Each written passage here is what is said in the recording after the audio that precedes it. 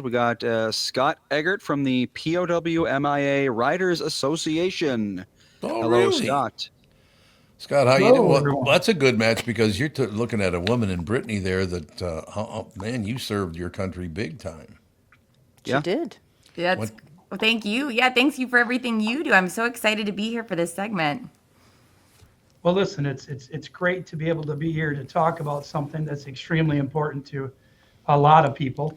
Sure. Um, and listen, those that are still listed as missing in action Mm, for a period of time, it was kind of set aside. That if we don't talk about it, it doesn't exist. right. And Right. our organization put an emphasis on making sure that we remember those that are paying so much for us. Yeah, that does make. Brittany, we're going to count on you here because this is your expert area. You know a lot more about this than anybody else in the family. So I love these conversations. I've always enjoyed. I suppose being born in 1951, by the time I was 5 years old, the Second World War was about 10 years in the past. So, but I've always been interested because for a while there, it was either the First World War, it was the Second World War, it was the Vietnam War, it was the this war, and it just continues war after war after war.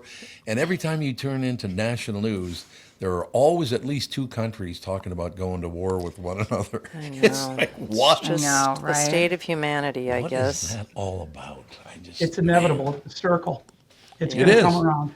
Yeah. Yeah. Why such hostility? Well, there's, in my belief, and I don't know what you think, but I think it's over two things: power and religion. Yeah. Hmm. And the power is money, obviously. It So it's is. basically money and religion. That's what Yeah. it is. Yeah. That's unbelievable. And what I love about it so much is there are different, and look, I like Democrats, I like Republicans. If you're extreme, I don't care for that. But if you just, do what you do and all the rest of it. But there are people now that are pulling such a scam on both parties. It is unbelievable. You got all the money in the world, but you somehow, I really care about the people more than anyone else. You lying sack. I mean, Jesus. That part bothers me a lot. They actually use ill feelings against other people. They don't do it themselves. We go, oh, they shouldn't have done that to you, but you should probably give me $100. I don't know what that's all about. So, Brittany, what do you think? I mean, are people seem to be, and I'm asking everybody on the show, all four of you, I have never seen people so hostile, and I'm 74 years old in a week from Yeah. tomorrow. Isn't it crazy? Yeah, I God, think they're there's hostile. it's a lot. I mean, maybe because most of my 20s were spent hanging out with you, Tom, is that like I It ruined your life, you yes. ruined my life, Yeah, right. obviously. I mean, look at my horrible life I had. Sure, sure. But no, I just think it's anybody who's extreme anything makes me Yep, uncomfortable. yep. I think where I fall, like if you were to ask like what party I'm involved in Nordstrom's. That's where all my Sure. money goes. Yes. So like I kind of laugh where I go, anybody who comes in strong about anything, I go, do you like what that's just it's too much. It's too I can't deal with that. Can't There's they? my lovely wife, God bless her. She's been with me for 35 years. I don't know what she's thinking. Yeah, But I'll I tell you that this. same. She said, Scott, here's the best part of our relationship. You're not red, you're not blue, you're Right. red, white, and blue. Yep. And at Oh, the end Yep. of the day, it's about us making a difference and, Right. and coming together. Do you, because my view of this might be 100% wrong, but this is how I absolutely look at it. Exactly what you just said. That people out there that just want to live their lives and want to do all the rest of it. But boy, some of these people who are so over the top into money, it is unbelievable. So, yes, like I said, I like Republicans and I like Democrats. But if you're some extremist wanting to harm other people financially or physically or whatever, I want nothing to do with you. Get the hell away from me, right? Yep. What do you want to harm other people for? I don't get it. Well, I'll tell you, and this is, I had a great mentor. His name is Harry Kirk. He was a retired command sergeant major out of Minnesota. And he said, if you're going to do this and you're going to volunteer and you're going to start a non-for-profit, there's one thing you can't do. You cannot take one penny for your administrative or anything that you do. Yep. So I can tell you in 14 years, not 1 cent has been taxpayer, and not 1 cent has gone to anyone that sits on my board for 1 penny that's gone Gosh, out. Everything that we've done has gone into our mission and stay there. Not 1 penny. You mean you're going with your heart and your feelings, unlike other No, people? listen, it's a Well, that's passion. great to know, and it's a It good thing is. for you to Passion. say because there's so many charities that have been not doing Yep. that. So thank you for being Thank you. open and honest about that. Well, listen, how could I tell the family of like Sergeant Allen Richard Lloyd? How could I tell that family that I raised $100,000, but 50,000 of it went to my expenses? Yeah. Right. How can you do that? Yeah. Yeah. You've already paid an ultimate. So it's you know what? You work a job. That's where I'm at right now. I work a job. That's what pays my bills, and everything else is because it's from my heart. And all the members that I have the wonderful opportunity of being a part of throughout the country, they too have the same thing. It's men, women, children. You know, we're all going after the same thing. Bring them home. No question. One thing I would, because I'm a bit older than you are, I would warn you that when you do that kind of thing, keep your eyes open for people who are going to try to scam you out of some of that money by lying to you. They're going to try. Maybe they already have tried. Who knows? Oh, they have, Tom. I'll tell you. He goes, yep. I've got some guys on our executive team that have been around the block. They have an extensive background in the military that I lean on to say, all right, is this guy full of shit or not? And my friend, you know, at the end of the day, you know, here's what I learned. Those that speak and speak so often usually are full of it. The ones that are quiet and sitting in the corner are the ones I want to get to know. Okay. And typically I have to, you know, you sought out that. And the family members are typically very, very quiet. And it takes you a while to get the information and do a lot of digging to find out this stuff. So, you know, you put a lot of value into that.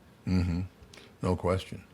Brittany, what's your take on all of it? Well, I'm just so interested in the organization. So it's just to get the name right. It was the POW MIA Riders Association. If like, because obviously a lot of things you're saying are just so beautiful. Like what would you want somebody like me or our listeners to like? What do you like? Is the website? Is there an event? Is there something? Because when you say that 100% of your money goes back to veterans and this cause, I'd love to give money. Like, how can I do that? So it's powmia.vet. Okay. That's our website. You know, we do fundraisers all over the place, but the campaign is out there, and it talks about this one gentleman, Sergeant Allen Richard Lloyd, from Vietnam, that we're trying to bring his remains home to his family. You know, when we started this organization 14 years ago, it was kind of an all-encompass, and finally, that Harry Kerr I was talking about said, "Hey, let's start with one, and work. You know, continue because you know." You put your efforts in. Let's put our efforts in, bring this one home and another one home and another one home. And so it really, that's where we're at right now. And we've worked with our, not only our local, but our state and our US to get us where we are right now, where they were doing the site survey and gathering information. We're waiting on those results as we speak. So I'm waiting to hear what was their discovery.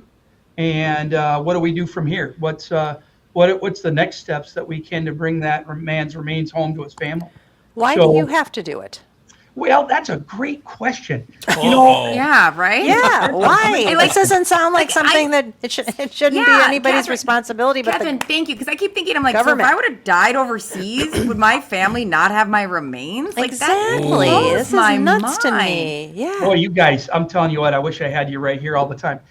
I'll tell you, Well, you do now. I'll tell you, here it is. It is that, you know, it's out of sight, out of mind. You know, it's that, okay, there's over 80,000 they're still listed as MIA. Oh, And 80,000? No, wait, there's probably 40,000 of them that are at the bottom of the sea. Now, and that's just unfortunate. That's World War II, and that's where it is. But there's still over 40,000 that are from World War II today to present that are still listed as MIA. Now, many of those families, here's what's happened. age. I mean, I just turned 60. So there has been a lot of people that have aged out because if we look back at the POW and MIA, that was very, very prominent in with Vietnam. And it was and then it just did this. It aged itself out until groups such as mine and many others grab it and bring it back into society and say, no, no, no, no, no, no, no. We can't forget these men who are still listed, and we need to do everything we can to make not only people aware, do we can to bring them home, or make sure that we remember what that sacrifice was. Well, it's still it's still irritating Yeah, very. to me because we have a military presence almost everywhere. Oh, sure do. There's no reason why they couldn't spend some of their time tracking these people down. I'll tell you, with the current, and I'll say this, the current Department of War, I have to change that. So Yeah. the way that has worked, and the team that's there now are outstanding. I don't want to put a bad light on Okay, that by good. any, the amount of information and what they've given us. So let me go back here.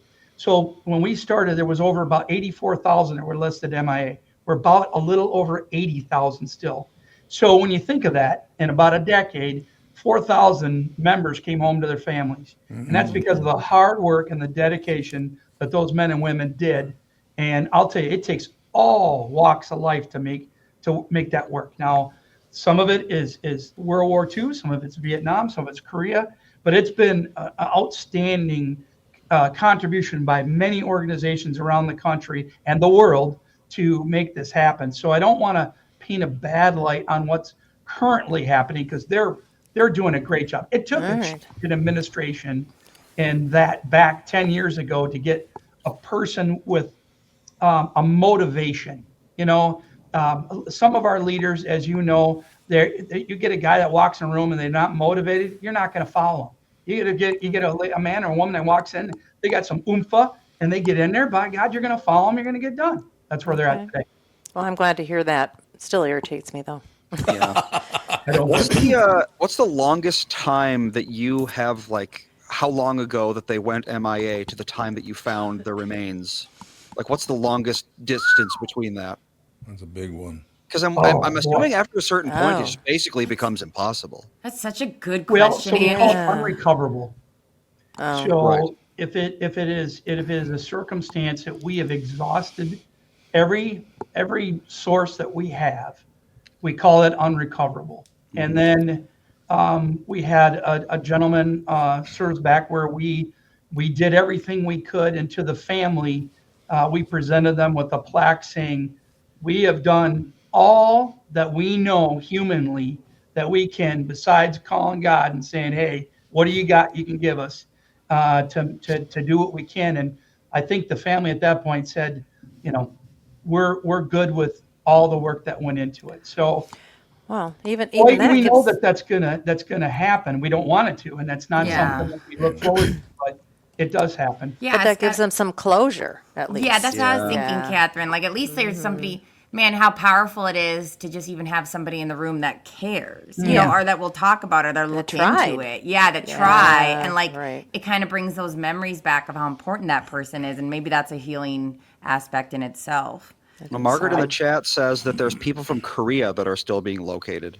Oh, That yeah. was a long time Oh, ago yeah. at this point. That's true. So- That is very true.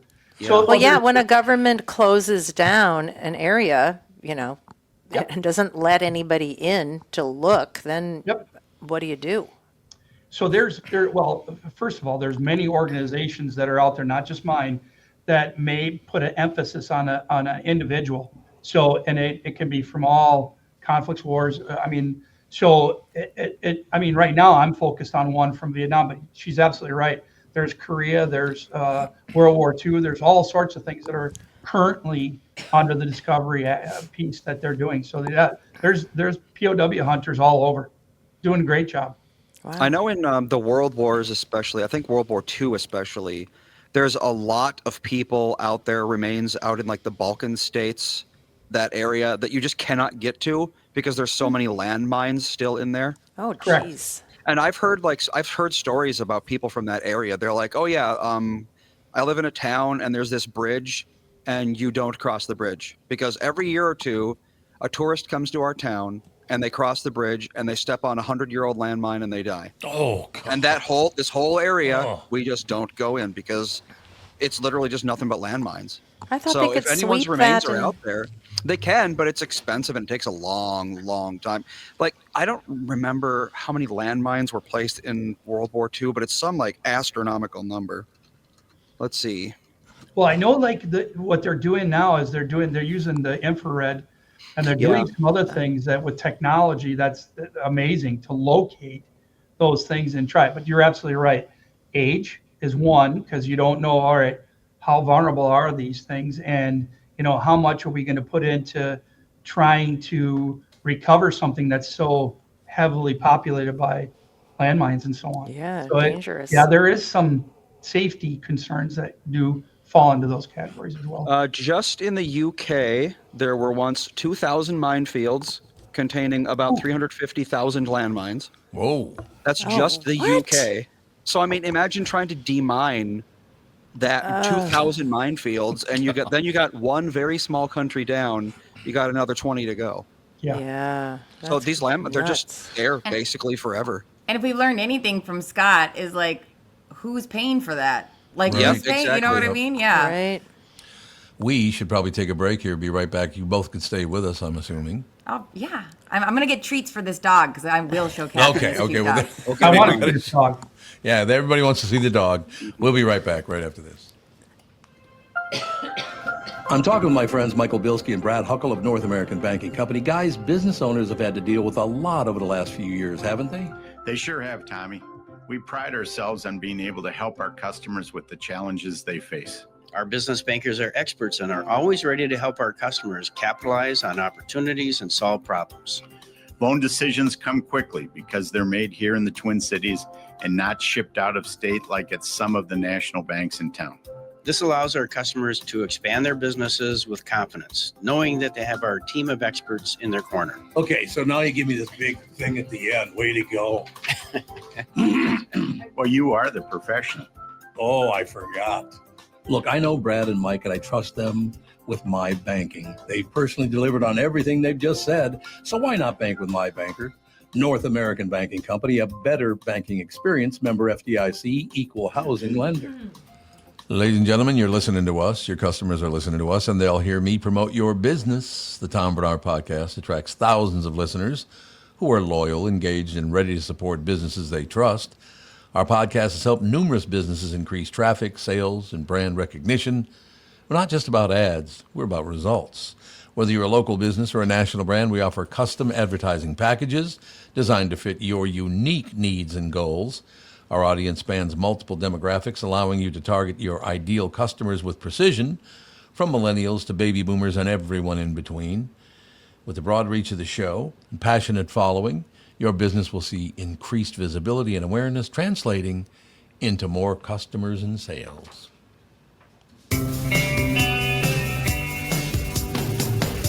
There's a puppy. Oh, there's a puppy. Miniature Airedale. You're pretty cute. What's his name? His name is Gus. Gus, come here. Gus. Look at his little tail. Come here, Gus. Come here. He's like, I know you are. I like the name Gus Gus. Reminds me of Cinderella. Gus Gus. Look at his Gus, little Gus. tail. Got a tail. Like it's How not many- even real. Horrible. How many pounds do you think he is? 15. I bet like, 15-ish. I don't know. Oh, so pretty small then. And he's super sweet. Yeah, he's funny too. But yeah, he looks like he's like shrunk down Airedale. It's wild. Yep. Are Airedales terriers? Yeah, bet. I think so. Okay. I'd like to point something out. Out of the 4 males that are on screen, I'm the only one that can't grow a beard. Yeah, Gus has got a solid beard. Yeah, Yeah. it does. Oh, he is beard shaming you. He is. Andy is. Everybody is. I Just could the grow way one, it is. honestly, if you give me enough time. I think they have pills for that. Yeah, I can grow a beard, but it's never gets very long, and it's real patchy, and there You are would big not holes. look good in a beard anyway. No, I wouldn't. So, thank God. Well, thanks, honey. Thanks. You just Mine wouldn't. is gray. You just wouldn't. It would- Just yeah. with your face. It's so wild to think about you with a beard, Tom. I'm not comfortable with that. No. I've never seen We'll him get with a fake fake hair in my one life. and We'll get a fake one Oh, and put it on oh. and put it on the podcast, and we'll get votes. We'll take votes. You know, I've talked about this in the past, because I was actually drafted during the Vietnam era. Then it turned out I had a hernia I didn't even know I had. Lucky dog. So yeah, I guess it turned Yeah. out to be lucky I didn't go over there. My brother served two tours over there. He's 9 years older than I am, and when he got back in the late '60s, I will never forget the people wearing the hippie kind of army jacket. You know, they take Yeah. the army jacket and go hippie with it. Yeah. This guy, my brother Terry and I are walking down Hennepin Avenue. This guy thought he was gonna, oh, look at this guy. He just got back from the service. I can tell by looking at him. And my brother Terry looked at him and said, "Did you serve?" The guy goes, "No. Why would you think I served?" He goes, "Because you're wearing a U.S. Army jacket. That's why I would think you would serve." So here's what we're going to need to do. You're going to shut up. You're going to take that jacket off and drape it over your left arm, and you're going to walk past me, and this is going to be over, because otherwise you ain't going to like what happens. I will never forget that. It's so crazy, Tom. I see people wear actually military stuff, like girls. Yeah. And it's funny because my brain goes to places because I've got some military jackets and I don't Sure. wear them casually, but I Right. kept like a couple little things that I'll like randomly look at or whatever. But I assume they serve too because there are a bunch of women that, and anytime I ask them, or men will wear these shirts that'll like say something where I'm like, "Oh, were you in the military?" And like, no, okay. No, exactly. Okay. And that's actually, I feel like that's fine. I don't know, but like, I think that I think about the people that came back from Vietnam and the amount Yeah. of things like they got attacked. I mean, I never have experienced that in my life. I can't even Right. imagine. You're putting your life on a line and you're doing what you think is right, and to come back to a world where you don't even know why, like, people are just mad at you about it. I Right. can't even Yep. imagine. So no wonder Terry had all that, like, Yep. those feelings. When they were over there, they weren't hearing the news broadcasts and reading the newspapers and seeing all the movies being made about them and that sort. They had no idea what was going on over here because Yeah. at the time, it's not like you could just like go on Google and be like, "What do people think about me?" Right? Yeah. You know, one thing I gotta confess to is I'm feeling a lot of anxiety thinking back at all. I lost like 7 friends during the Vietnam era. Ugh. That's, they kept shipping them home, and we'd go. I don't go to funerals anymore just because of that. Yeah. I just don't. The funerals. Well, if it's closed casket, I'll go, but I'm not going to Will you another. go? Oh, Will, it's just will you go to mine? Because I feel like people are going to be really bummed if you're not there. They're going to be like, "Where's Tom Bernard?" Yeah, because you're only 50 years younger than me, so that's a real. Yeah, but I live a possibility. dangerous life. I live a dangerous life. You never know. Exactly. She's got that attack dog right next to her. Right? I Could snap got any Gus moment. Gus. Goes. Do you think? So Scott, we have a question Scott. for you from the chat from Yeah. someone you may know named Terry Bothan. Oh, Terry Botham. Yeah, he joined our chat and he said we need to hear the story on how Sergeant Lloyd got his nickname, Baby Jesus. Oh well. That's a big nickname. It is. Well, and I'm sure, Brett, we get our nicknames in the weirdest ways. Yes. Mine just happens to be Padre, and I'll go into that a lot later at another time. But so Sergeant Alan Richard Lloyd was a Special Forces SOG, and so he and his group at the time were going back out into South Vietnam. It was right on the border of Laos, and they were going to do a recovery mission. And one of the things at the time, they were under heavy fire. And one of the guys in the Huey was really like, "Good Lord, is God on your back? What the heck?" And they're getting hammered. And they get back after their first attempt and bringing a couple other guys back to the base. And he's like, "I don't know about you, but I got baby Jesus in the back of this thing. And I'll tell you, he's missing everything under the sun." Hence his name, Baby Jesus. And he had that all the way through. Now, a picture of him, I wish I could pull up a picture of him. But if you Google Alan Richard Lloyd, I'll tell you what, you look at him, he is Midwest, blonde hair, blue eyed. You're just like, oh my good gravy. There's a lot of other things I could have nicknamed this guy, but yep, baby Jesus. I've heard that the worst thing you can do in the military is try to force yourself to have a cool nickname. Yeah. Yeah. You're not I've going heard to so get many one. stories. No, like, no, when you'll you're in never. the Air Force, they all want to be Not gonna called lie. Ace, or Oh, like yes. No, it'll infantry, never they all want to be happen. like Reaper or something like that. And it's Oh, like Lord. they're just going to give you the dumbest nickname in the world if Oh. you try to make that happen. Oh, it's going to get way worse. Britt, what was yours? Oh my God. Well, Tom's given me my most sticky nickname that's ever existed. I've got, well, Brit's the cute one. Quitney's the real one. I get called Whitney. Quitney constantly because I've quit many jobs, including KQ like 5 times. But then in the military, my last name's Hagen, so I get called Hag a lot, Heck, yeah. which I was the only woman, so that made sense. And then Gypsy. I get called Gypsy all the time because I would like sleep in weird little places and I'd be like, oh, drink this. Like I was their medic, so they'd call me like Gypsy, get over here. Yep. So Not even Gypsy Queen? No, They should've God, put the no. Queen at the end. see, you should have been there, Tom. I Give should've, him I the should've. Dancing Then you queen. put that song right behind it. There you go. Yeah, there you go. Yeah. Every time she walked in, started playing the music. That'd be wonderful. Yeah. I know. So I do have to just, tell you this, though, fortunately, we still have Alan's sister that is around this area, and she has been a big part of our committee and our promise to trying to help Mary and her siblings who are still alive as well, try to retrieve their brother. So there's a lot of, as you know, there's a lot of passion behind there. And every meeting, every month, I get to sit across the table. I got to look at her and go, "Yep, we're trying to do everything we can. Trust me. We're gonna keep rattling these cages and kick a lot of doors open to get this going." So, yeah, it's a heartful one. It pulls at you. are you happy with the way people are responding to what you're trying to do? Very, Good. Minnesota. Good. We're so, it concerns me with the how things are in society, but the patriotism in Minnesota is something that is That's just wonderful. incredible, right? I mean, it's, from the Patriot Guard to, oh my gosh, to the Legion Right. Riders. I mean, you can go on and on and on, right? There's so many organizations when there's a call to action that people just jump right in and say, how in the world, can we help and do that? And that's why I love living in this wonderful state. I want to get us back to a better place in our state, but it's a wonderful state when it comes to the people and their compassion. That's good to nice hear. It is nice when people actually honor someone who went to defend them or protect them or whatever.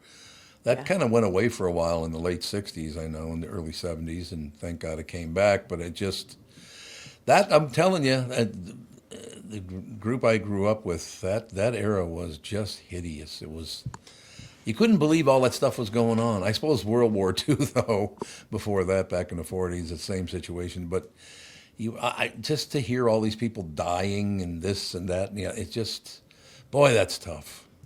Yeah. And are problems ever solved? I mean, these days, do wars ever end? Seems like the Vietnam War's been going on to this day. There's an old saying, you can hate the war, but don't hate the warrior. So Yeah. in some Yep. cases, I think it lives on.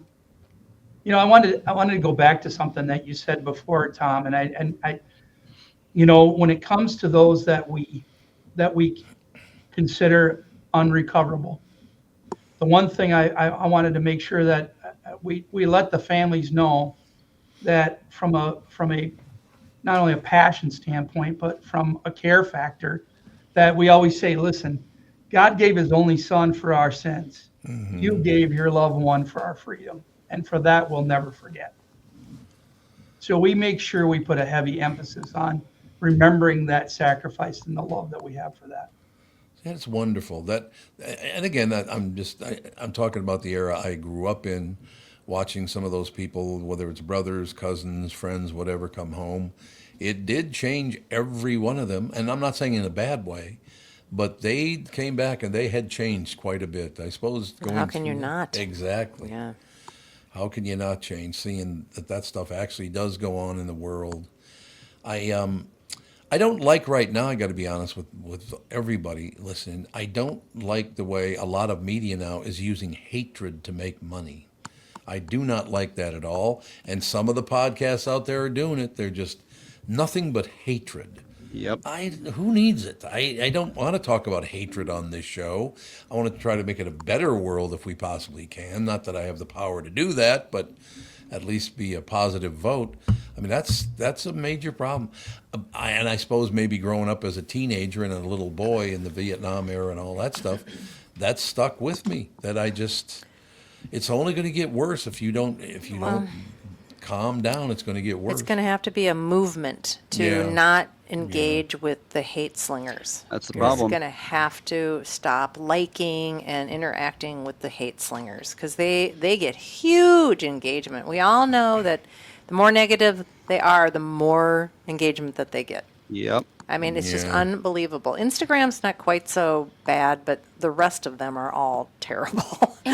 Right. You know what? Like, because we always we'll know, right? They say if it bleeds, it leads. Like that's always been true, right? We know that like that is Forever. Yeah. forever. But Tom, and I think like you'll fall in line. I mean, you agree with this, is that I don't understand people engaging with this and forgetting that they have ever had a human experience in their life. Like the quickness to be like, well, I hate him, or they're the worst, or this or that. And you go, okay, so you've never had a moment where you've said something embarrassing and you want to jump down this person's Right. throat. Like you've never, you've never pooped your pants in public. Like, I don't know you know what I mean?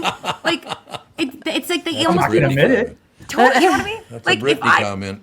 you know what I mean? Like if you even just do a mundane of like, oh, I was on a run and somebody filmed me and I pooped my pants and everyone's like, I can't believe that happened. You've never had that happen to you. Like everybody always coming from a place of like, well, I'm perfect and I'm reading that this person Right. did that and they're Right. like that blows my mind. Yeah.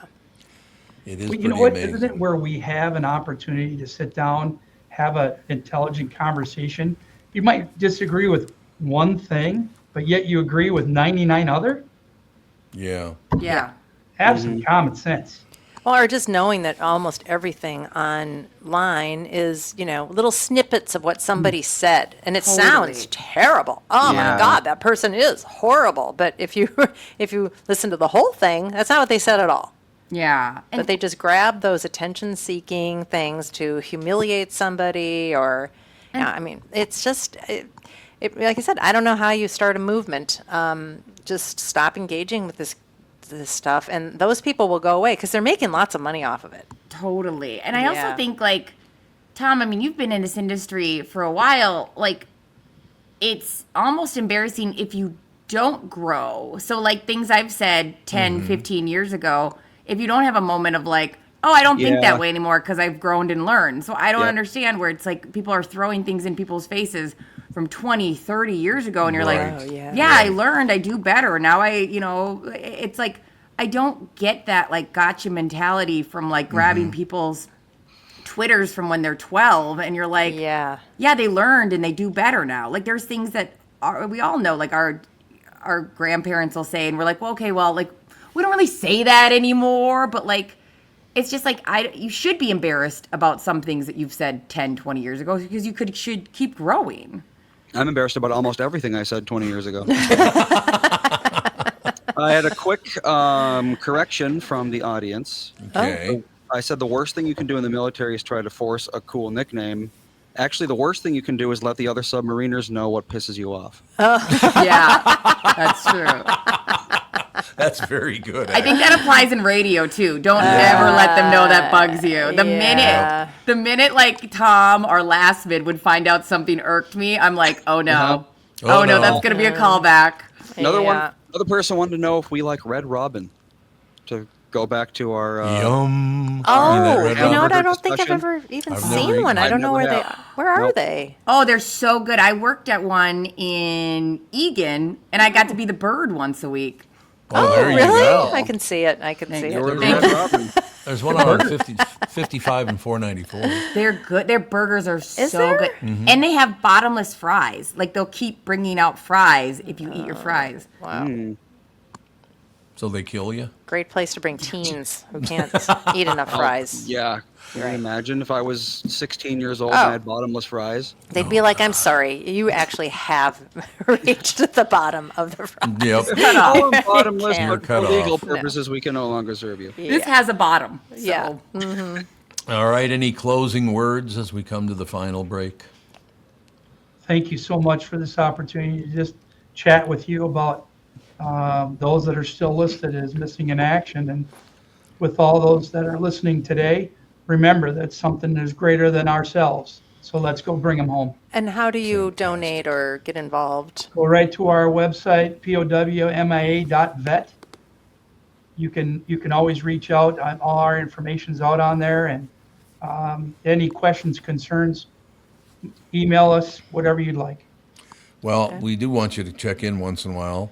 I think it's a good idea for you to check in when Brittany's here, because then you get the male perspective and the female perspective of what actually goes on when you put on a uniform. I think that's a very big deal. I don't know that many people ever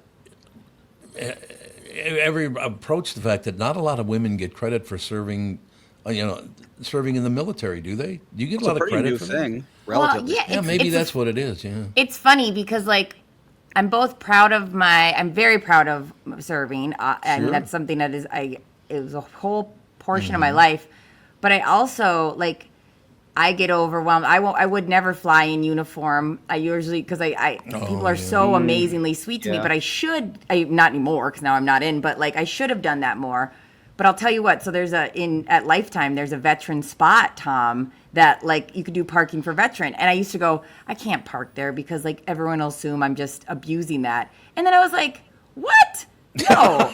Like I got to start Yeah. representing. I got to Yeah. start showing up. And like, who's going to step to me anyways? Who's going to be like that? I'd be so quick to like, but in my head, I was like, I don't look like a veteran, so I can't. And then I was like, well, that's Yeah. the problem. Like, so it's so interesting you say that because I think, but I mean, if anyone's going to get female veterans credit, probably the guy that's been feeding one for 20 years. So that would be you. Can I get a heads up on when you're going to go park at the veteran space? And I want to video you, combat taking someone down because they gave you shit about the space. Something That'd be like the that, best yeah. cardio ever. I would love a good workout. That'd be fantastic. Well, thank you to both of you. And Brittany, it's so great to have you on the show weekly, Brittany. You're like a member of the family, let's be honest. Scott, you got to come. Well, I'm sorry, you had something to say? Oh, no. I'm sorry. I just got it. We were so sweet. I was trying to say thank you. I feel that way. You make me feel that way. Well, like it's you make kind me of a feel family like deal. that. Yeah. It is a family deal. That's true. Scott, we want you to come back and tell us how well everything's going. God bless your work. Love to. Yeah.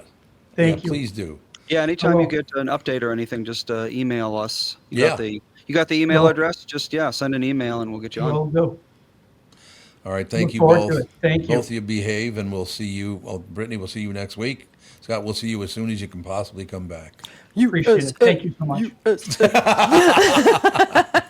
We'll take a break, be right back, and wrap things up right after this.